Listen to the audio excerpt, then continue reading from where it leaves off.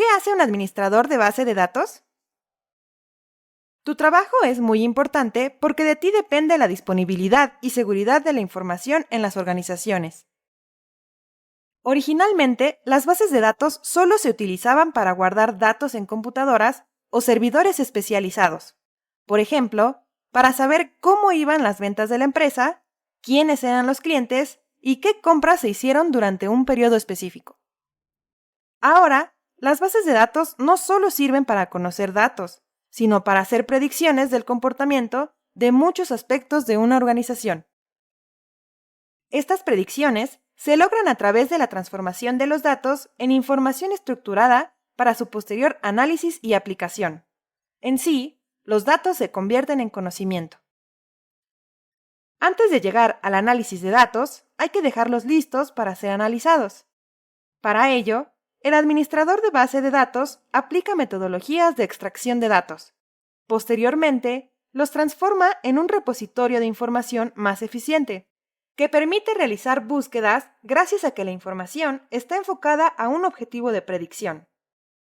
Para que la extracción de información en las bases de datos sea lo más eficiente posible, estas deben estar normalizadas.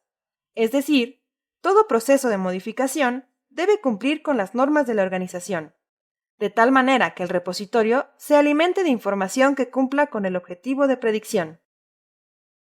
Todos estos procesos se realizan con el sistema gestor de base de datos, herramienta primordial del administrador, porque en ella se crea y manipula la base de datos.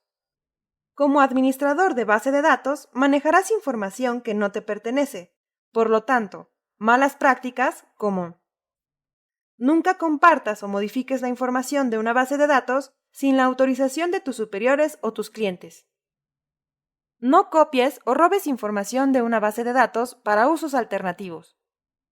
Si detectas alguna anomalía o modificación no autorizada en la base de datos, notifícala a tu jefe de inmediato. Todo almacenamiento, acceso, uso, comunicación, manipulación y disposición de información de la base de datos lo debe conocer tu cliente o supervisor.